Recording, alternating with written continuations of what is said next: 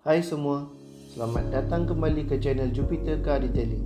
Hari ini, kita nak bincang tentang satu servis yang selalu kita nampak di pasaran, iaitu servis water vacuum seat cleaner. Banyak iklan sekarang nampak water vacuum cleaning ini boleh selesaikan hampir semua masalah dalaman interior kereta.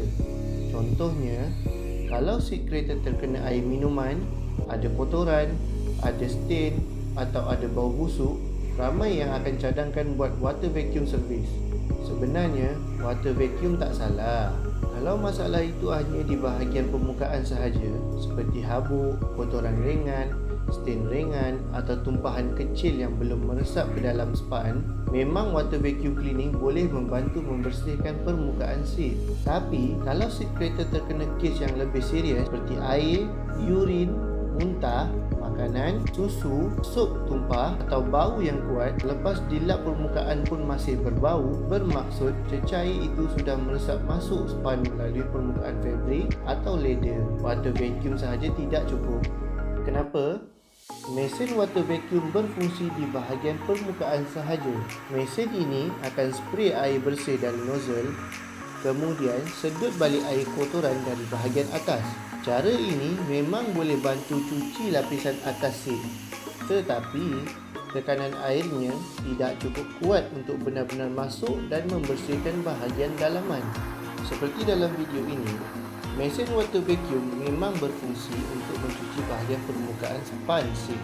Tetapi, kita akan nampak bahawa kekuatan air daripada mesin ini tidak cukup kuat untuk masuk ke bahagian yang lebih dalam. Jadi, kalau kotoran sudah meresap dalam span, memang susah untuk dibersihkan dengan water vacuum sahaja. Ada sesetengah seat juga mempunyai celahan kecil dan lapisan span di mana mesin water vacuum tidak boleh sampai. Bila muntah, urin, susu, sup, air minuman atau air kotor sudah masuk jauh ke dalam span, bau busuk akan mudah datang balik. Satu lagi perkara penting ialah keselamatan. Seat kereta moden sekarang bukan macam dulu. Banyak seat sudah ada motor, sensor, wiring, control board, airbag sensor atau komponen elektronik di bawah atau di dalam seat.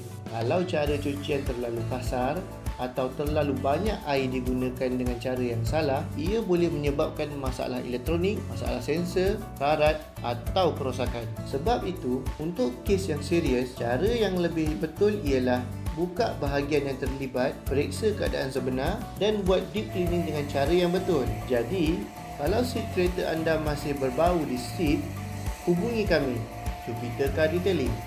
Kami akan bantu selesaikan masalah anda dengan kaedah yang betul.